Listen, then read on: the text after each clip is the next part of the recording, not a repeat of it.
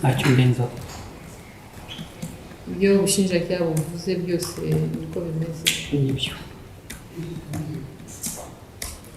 Atubwira impamvu yatumye ubikora. Nuko nabikoreye nanjye babanje kunyanduza sida kandi ku bushake bwabo. Maraso yazayabazwe azamujye kugahanga iteka ryose. Ayiwe manda we napfuye imundekure we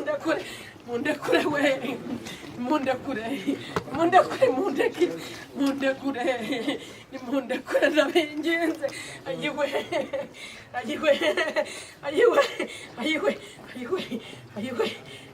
manda we ayiwe. Ndiburana. Basaba ko Madiba yamusomera imyirondoro ye ibyo byakekwaho. Ariko tarasoma nasaba kumburana mu muhezo uko nabyemera barategeko rya biyemerera.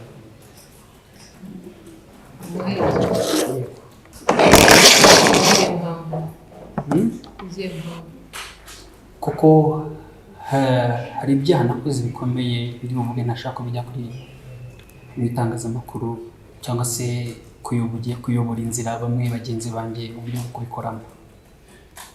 Niho nakwifuza ko nabana mu muhezo kuko ninjye wiyemereye kuri kandi mu kuvuga uko kuri.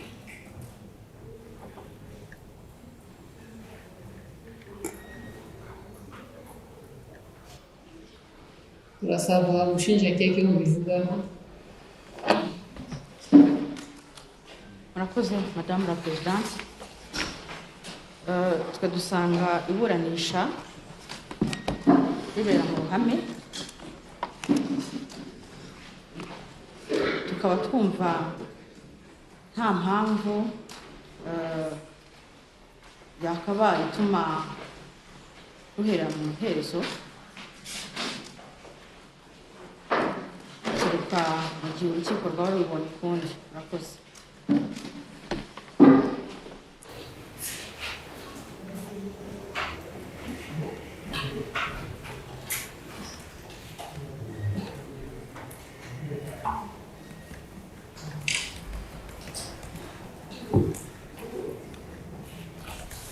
Uburaniye mu ruhame aricyo bikubangamira. Yego. Nko kuvuga ukuri kose ntabwo nakuvuga. Ubu turi kuburana ku birebana n'ifunga n'ifunguro ry'agateganyo, ntabwo uri kuburana mu mizi y'urubanza. Nta ntabwo ari ngombwa kuvuga ibyo wakoze byose, ni mu mpamvu zikomeye, ntabwo ari ibimenyetso, ntabwo bari kugushinja. Dukomeze urubanza rukomeze mu ruhame. Kazungu asomerwa imyirondoro ye n'ibyakekwaho. Umwirondoro wawe ni Kazungu Denis? Yego. Ukaba uri mwene uragiwe nayo na Uwanyirigira, ukaba waravutse mu mwaka w'1989 tariki 26 z'ukwezi kwa gatatu, ukira mu gihugu cy'u Rwanda, akaba ari naho utuye mu mujyi wa Kigali, mu karere ka Kicukiro, umurenge wa Kanombe, akagari ka Busanza, umudugudu wa Gishikiri. Ukaba ufite nimero y'irangamuntu 11 89 80 2 74 98 10 ukaba ukoresha telefoni igendanwa 072 22 11 36. Irangamimerere yawe ikaba igaragaza ko uri ingaragu, ukaba ukekwaho ibyaha bikurikira. Ukekwaho icyaha cy'ubwicanyi buturutse ku bushake, icyaha giteganywa kandi kikagihanishwa ingingo y'107 y'itegeko riteganya ibyaha n'ibihano muri rusange. Icyaha cya kabiri ni icyaha cy'iyicarubozo, icyaha giteganywa n'ingingo y'112 kiganishwa ingingo 113. Icyaha cya kane ni icyaha cyo gukoresha undi mibonano mpuzabitsina ku gahato. Icyaha cya gatanu, icyaha cyo guhisha umurambo w'umuntu, kuwucaho umwanya w'umubiri cyangwa kuwushinyagurira. Icyaha cya gatandatu, icyaha cyo gukoresha ibikangisho. Icyaha cyitwarwa n'ifungirwa ry'umuntu bitemewe n'amategeko. Icyaha cya karindwi, icyaha cy'ubujura bukoresheje kiboko cyangwa ibikangisho. Icyaha cya munani, icyaha cyo gusenya cyangwa konona inyubako ku bushake utari nyirayo. Icyaha cya cyenda ni icyaha cyo gukoresha inyandiko mpimbano.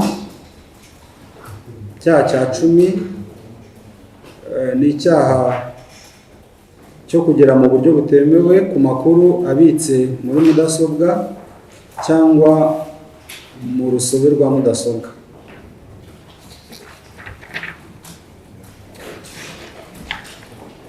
Kazungu Denis, mwirondoro bagusomeye n'uwawe.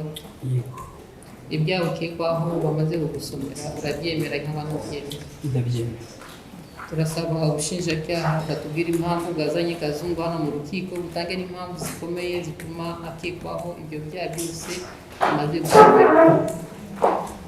Murakoze nyakubahwa Perezidansi w'iburanisha. Ubushinjacyaha bwazanye imbere y'urukiko Kazungu Denis ibyaha akekwaho akurikiranwaho n'ubushinjacyaha nk'uko urukiko rumaze kubimusomera. Ibyaha byamenyekanye guhera tariki 5 z'ukwa 9 w'uyu mwaka wa 2023 ubwo yajyaga urwego rw'ubugenzacyaha RIB agatanga amakuru y'uko mu nzu ari gusohorwamo hari abantu yahiciye ndetse anabashyira mu mwobo yacukuye mu gikoni cy'iyo nzu. Nibwo iperereza ryahise ritangira. Ubugenzacyaha kujya aho hantu dusanga koko hari icyobo kirimo imibiri y'abantu igera kuri 12. Mu kwisobanura Kazungu Denis akavuga ko yagiye ashakisha abantu batandukanye abakuye mu bice bitandukanye harimo Remera, Kimironko, Kinyinya, Kabuga, Masaka na Rusororo, akabashuka kugeza ubwo abagejeje aho atuye muri uwo mudugudu wa Gishikiri muri Busanza. Yamara kubageza mu rugo rwe agahita abakingirana akabazirika amaboko n'amaguru, akazana ibikoresho bitandukanye birimo inyundo, umuhoro, ipensi, imakasi n'ikaramu, agatangira akababwira amagambo ateye ubwoba, akabambura ibyo bafite byose birimo amafaranga, telefone, akabasaba na za password za telefone ndetse n'izo bakoresha babikuza amafaranga bafite haba kuri momo, kuri banke, ndetse bamwe muri bo akabakoresha inyandiko zibategeka kwandika yuko bamuhaye ibyo batunze mu ngo zabo, cyangwa bakamwandikira yuko abagurishije ibyo batunze birimo n'ibibanza.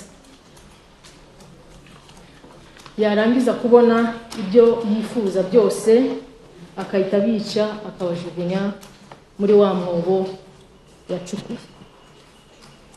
Madame la Présidente, muri abo harimo ababashije kumucika bamwe batanga n'amakuru y'ibyabaye cyangwa se ibyo yabakozeho. Mu kwisobanura rero Kazungu akavuga ko nubwo basanze mu cyobo imibiri y'abantu 12, we avuga ko yishe abantu 14, babiri bo imibiri yabo ikaba itarabonetse mu rwego rwo gusibanganya ibimenyetso. Ibi Kazungu akaba yarabigezeho biturutse mu buryo yanogeje uyu mugambi, akajya gutura mu by'ukuri ahantu hameze nk'aho asa nk'aho ari wenyine, anakoresha imyirondoro itariye, aho hamwe yiyise Dushimimana Joseph bigaragara ku masezerano yakodesheje inzu, ndetse n'ibyo ngibyo yabaga yambuye akagenda abigurisha yiyita amazina y'undi muntu witwa Turatsinze Eric.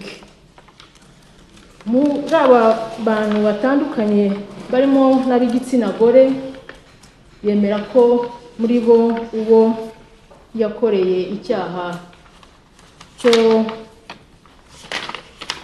gukoresha imibonano mpuzabitsina ku gahato ari umwe, ndetse nawe n'uwo mukobwa akaba abimushinja. Mugenzi wanjye yakomeza atanga n'impamvu zikomeye. Murakoze.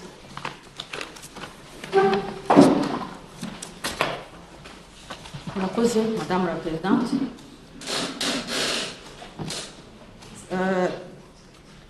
Tugihereye ku mpamvu zikomeye z'icyaha cy'ubwicanyi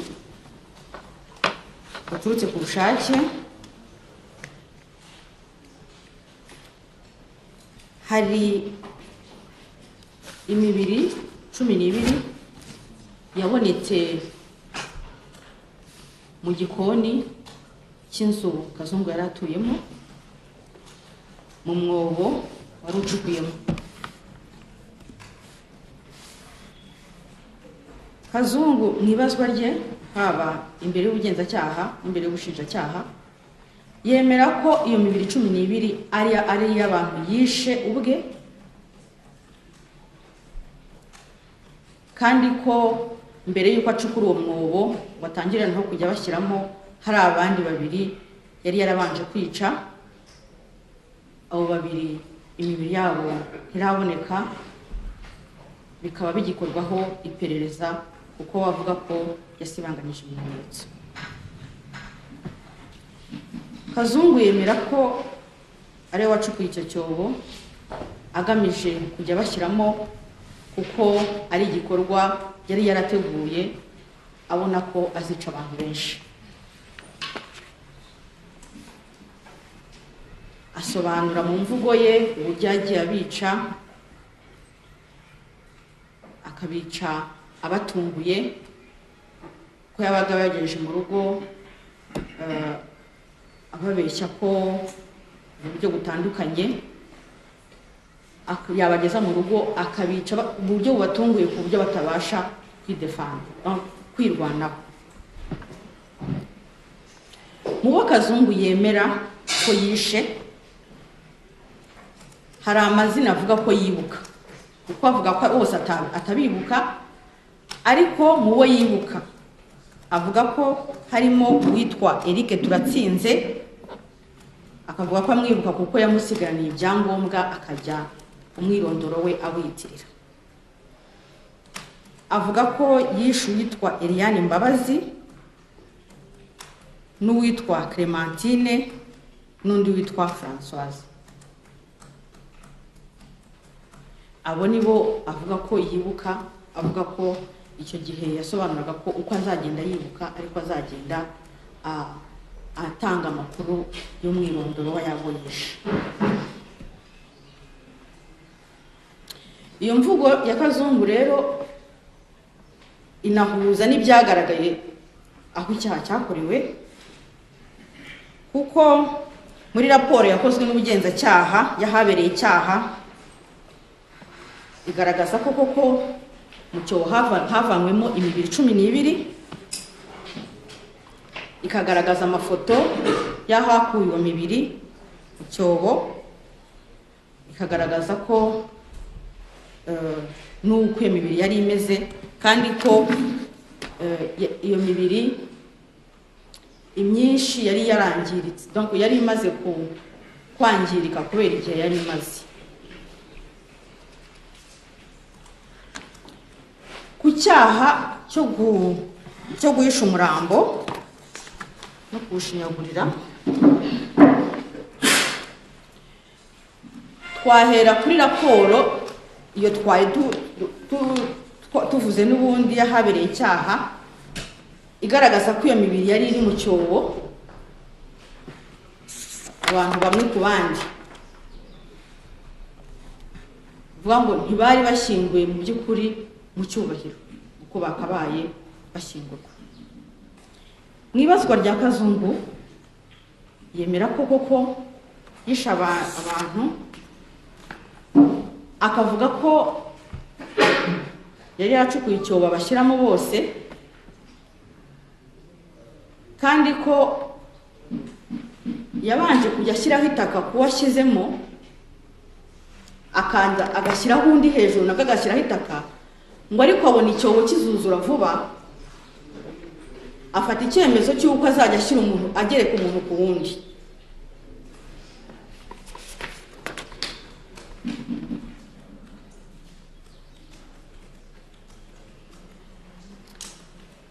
Ku cyaha cyo gukoresha imibonano mpuzabitsina ku gahato, Kazungu imbere y'ubugenzacyaha imbere y'ubushinjacyaha yemera ko mu bakobwa yajyanye iwe agakorera ibyaha bitandukanye, umwe ari we yasambanyije. Ibyo biri mu gisubizo cye mu nyandiko mvugo ye ku itariki 9 z'ukwa 9 igisubizo cya 10. Uwakorewe icyaha mu nyandiko mvugo ye iri kuri kote ya 62 nawe asobanura ko Kazungu amugejeje iwe amaze kumukubita, kumubabaza mu buryo butandukanye no kumwambura ibyo yari afite, yanamusambanyije.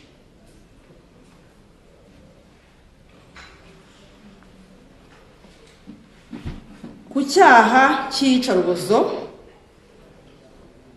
icyaha cy'ifatwa n'ifungiranwa ry'umuntu bitemewe n'amategeko, icyaha cy'ubujura bukoresheje ikiboko n'ibikangisho, ndetse n'icyaha cy'ibikangisho byo kugirira umuntu nabi, mu ibazwa rya Kazungu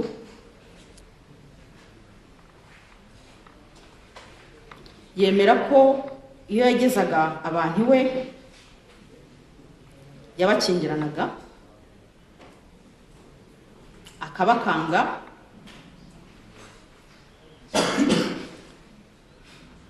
akabatera ubwoba akoresheje ibikoresho bitandukanye, harimo no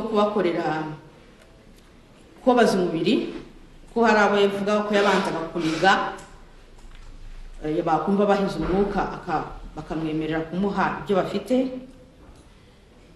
hanyuma yamara kubakorera ibyo byose akabambura ibyo bazanye, akabambura imibare y'ibanga y'amatelefone, ya mobile money, y'amabanki n'aya WhatsApp. Akavuga ko babimuhaga kubera ibyo bikorwa yabaga yabakoreye.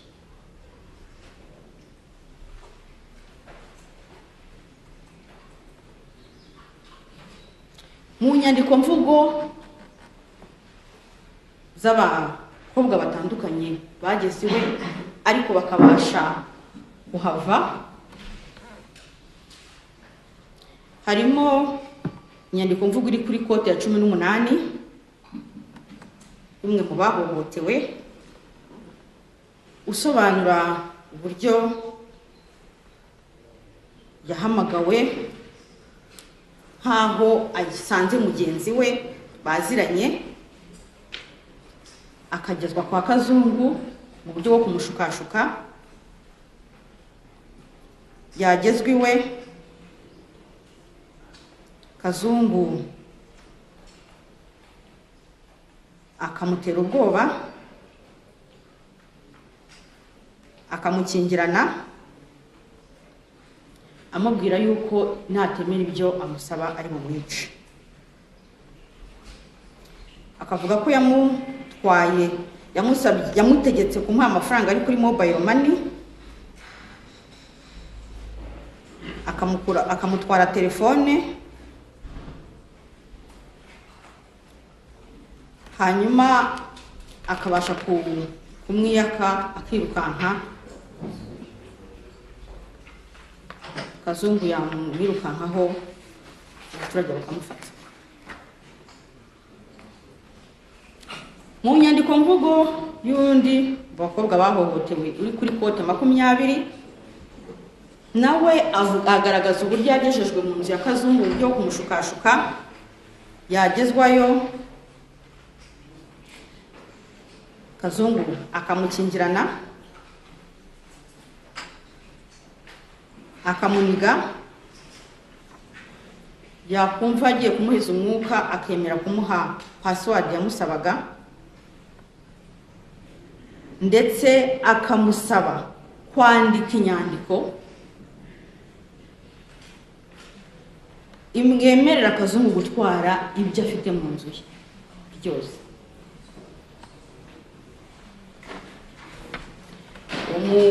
Uwo mukobwa wakorewe icyaha uri kuri kote ya 20 agaragaza ko yinjiye mu nzu ya Kazungu ku tariki ya 27,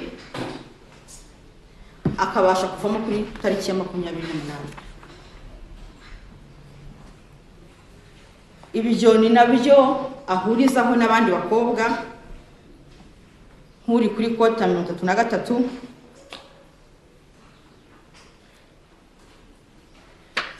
Abo bose bavuga yuko uburyo yabikoraga mu buryo bumwe bwo kubatera ubwoba, bwo kubaniga. Bakavuga ko yakoreshaga ibikoresho birimo ipensi, imigozi yo kubazirika, icyuma, ikaramu.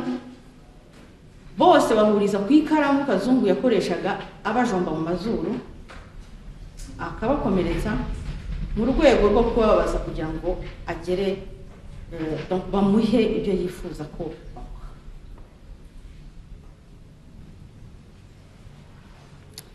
Ku cyaha cyo gusenya no konona inyubako ku bushake,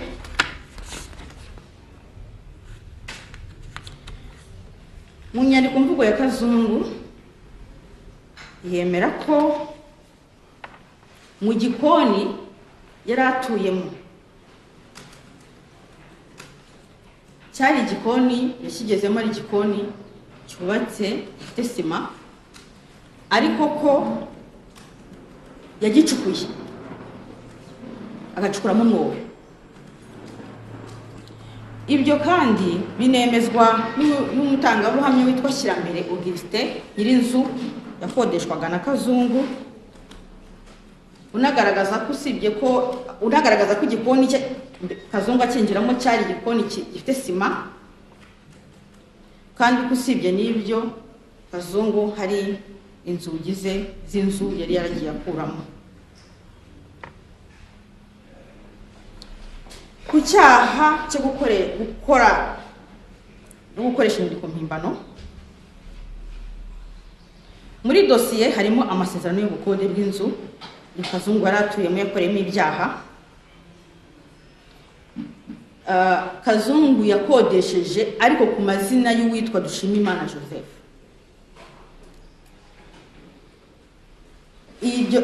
Ayo mazina niyo yakoresheje yigaragaza nkaho aza muri iyo nzu, yakoresheje umwirondoro utari uwe, ndetse uwo mwirondoro wa Dushimimana Joseph niwe washyizwe kuri aya masezerano y'ubukode. ndetse mu ibazwa rya Kazungu mu bushinjacyaha koko yemeye yuko mu gukodesha inzu yakoresheje umwirondoro utari uwe. Akavuga ko yakoresheje umwirondoro witwa Dushimimana Joseph ubusanzwe ufungiye muri gereza ya Mageragere. Akavuga ko ari wo yakoreshaga kugira ngo agere ku bikorwa bimwe na bimwe, kuko yashaka ko umwirondoro we utamenyekana. Uyu mwirondoro wa Dushimimana Joseph yari anafite simukadi yakoreshaga yari ibaruye kuri aya mazina mbere y'uko donc agera muri iyo quartier kuhatura. Ibyo bikaba binagaragaza ko aza gutura ku kantu yaje azi neza ko ibyo agiye kuhakorera ari ibyaha, yarateguye ko azakoresha umwirondoro utari. Mu nyandiko mvugo yashyira mbere Augustin nyir'inzu Kazungu yakodeshaga, avuga ko koko Kazungu yamubwiye ko yitwa Dushimimana Joseph, ayo mazina akaba ariyo akoreshwa ku masezerano y'ubukode. Ayo masezerano y'ubukode muri afite muri dosiye. Ku cyaha cyo kugera mu buryo butemewe ku makuru abitse muri mudasobwa cyangwa mu rusobe rwa mudasobwa, Kazungu mu mvugo ye imbere y'ubugenzacyaha n'ubushinjacyaha avuga ko yamburaga abakobwa amatelefoni, kandi ko mu gihe cyo kuyabambura yabategekaga kumuha password zazo ndetse n'imibare banga bakoresha kuri za momo,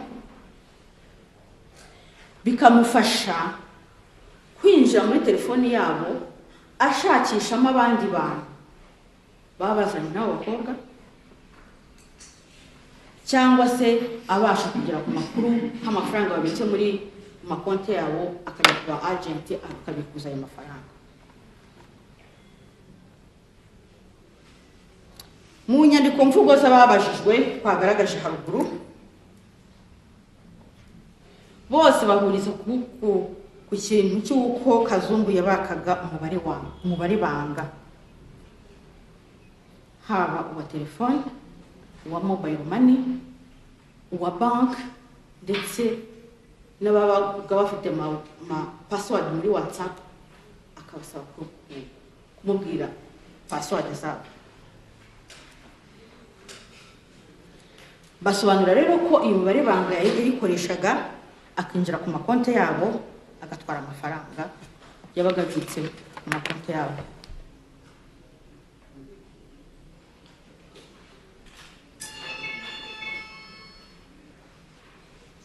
Ibyo Kazungu yabikoze kuba yakoreye icyaha akanabica, no kuba yakoreye icyaha bakabasha kumucika. Mu gusoza, Madame la Présidente, ubushinjacyaha bwasabaga urukiko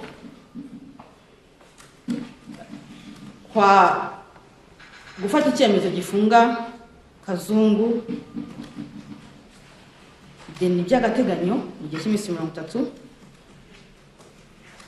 kuko hari impamvu zikomeye kandi zihagije zituma hakekwa ko ibyo byaha byose twavuze yabikoze. Ibyo byaha byose ni ibyaha biteganirizwa ibihano birenze imyaka 2,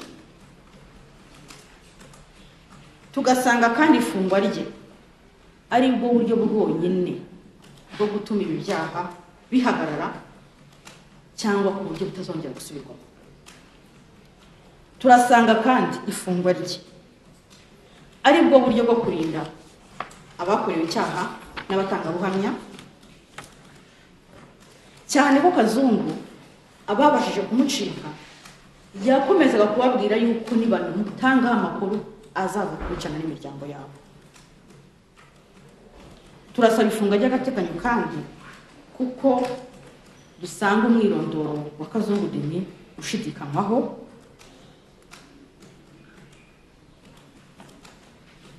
tukaba rero twasabaga yuko kuri ibyo byose kugira ngo tubashe kunoza iperereza dosiye noneho tuyiregere urukiko. Murakoze.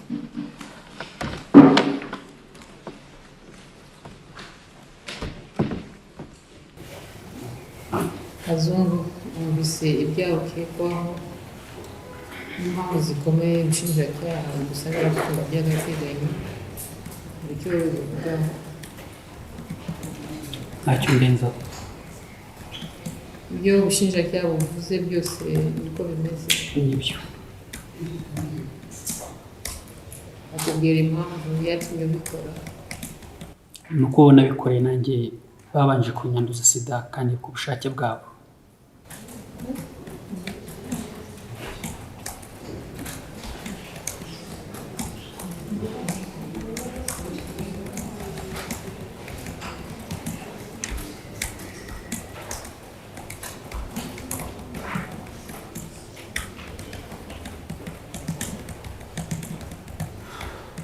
Bagusabiye gufungwa by'agateganyo iminsi 30, urabivugaho? Urumva ibyaha nakoze ntabwo ari icyaha kiri aho ngaho cyoroheje gutyo gusa cyo gukina nacyo cyo washyira mu kibuga ugakina nacyo umupira. Ubwo mwebwe nka president w'urukiko izamuni ryanyu ryo gufata umupira neza cyangwa se ukabaca amaboko. Ntacyo ndenzaho. Yego.